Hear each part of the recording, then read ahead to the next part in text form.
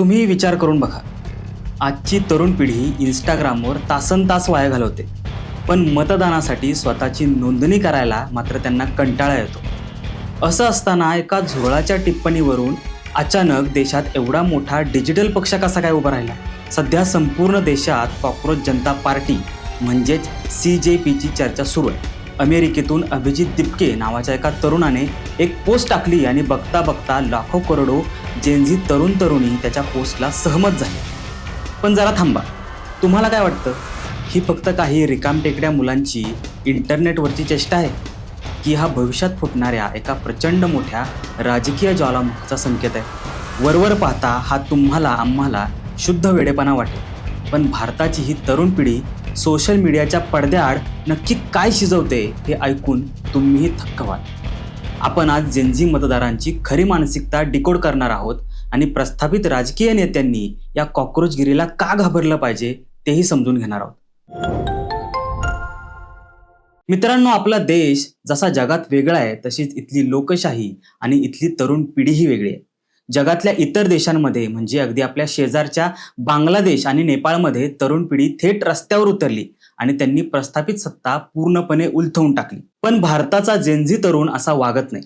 त्यांचा राजकारणाकडे बघण्याचा दृष्टिकोन अगदीच वेगळा आणि विचार करायला लावणार आहे.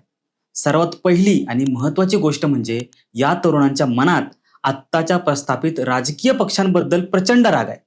नुसता रागच नाहीये, तर राजकीय व्यवस्थेवर त्यांचा विश्वासच उरलेला नाहीये अशी परिस्थिती आहे. तुम्हाला एक धक्कादायक आकडेवारी सांगतो. एका अहवालानुसार आजच्या घडीला जवळपास 29% तरुणांना राजकारणापासून 4 हात लांब राहायला आवडतं. आणि याहूनही भयंकर बाब म्हणजे 2024च्या सार्वत्रिक निवडणुकीत 18 वर्ष वय असलेल्या एकूण पात्र तरुणांपैकी फक्त 38% तरुणांनीच मतदार नोंदणी केली. विचार करा, उरलेले 62% तरुण कुठे गेले?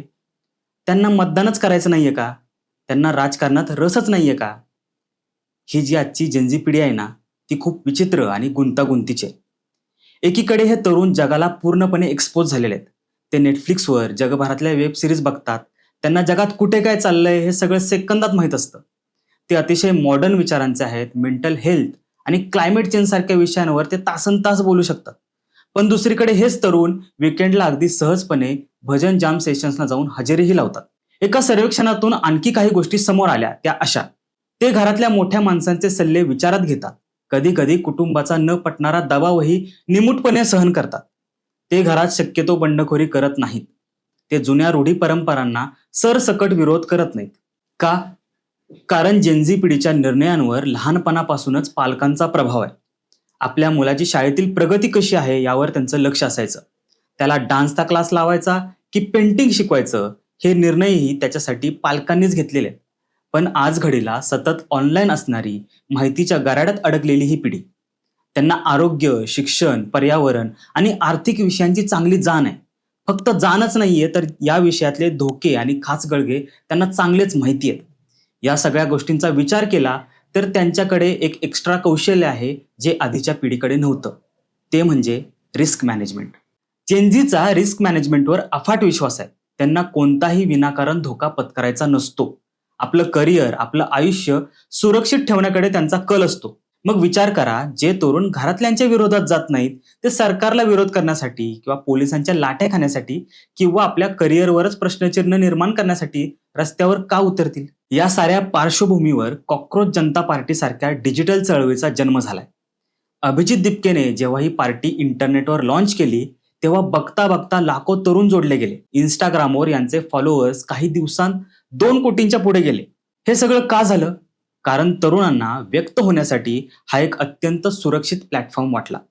तिथे त्यांना कोणी ओळखणारं नाही, त्यांच्या करिअरला कोणताही धोका नाही आणि तरीही ते सरकारला आणि सिस्टीमला थेट जाब विचारू शकणार होते. स्वतःचे प्रश्न मांडण्यासाठी, विरोध दर्शवण्यासाठी या तरुणांनी डिजिटल माध्यमांचा अत्यंत खुबीने आणि हुशारीने वापर केला. त्यांनी क्लॉड आणि ChatGPT सारख्या AI टूल्सचा वापर करून स्वतःचा जाहीरनामा तयार केला.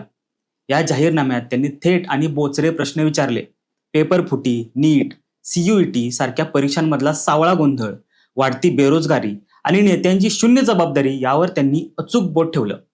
तुम्ही विचार करा, लाखो विद्यार्थी रात्रंदिवस एक करून स्वतःच्या घरच्यांचा पैसा खर्च करून अभ्यास करतात आणि ऐन वेळेला पेपर फुटतो. त्यांच्या हातात काय येतं? फक्त आणि फक्त निराशा.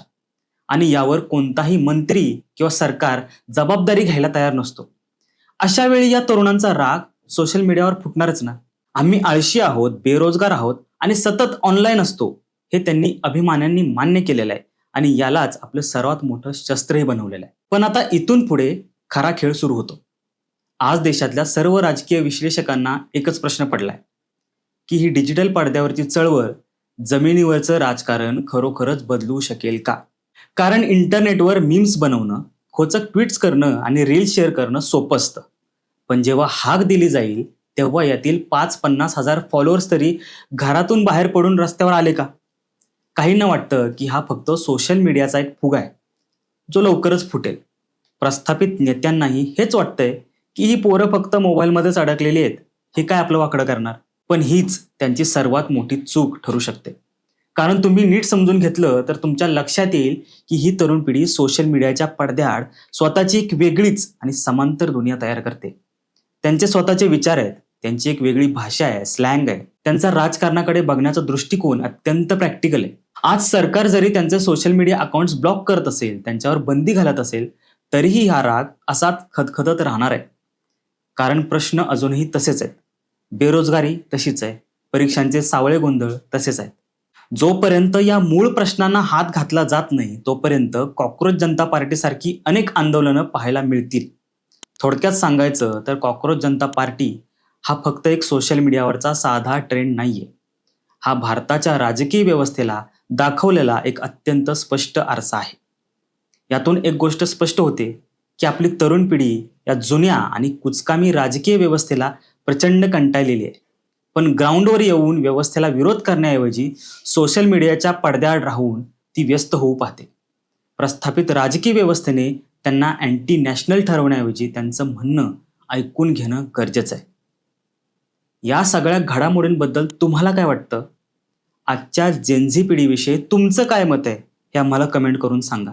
आणि अशाच माहितीपूर्ण व्हिडिओसाठी युनिक फीचर्स पोर्टलच्या यूट्यूब चॅनेलला सबस्क्राईब करायला विसरू नका.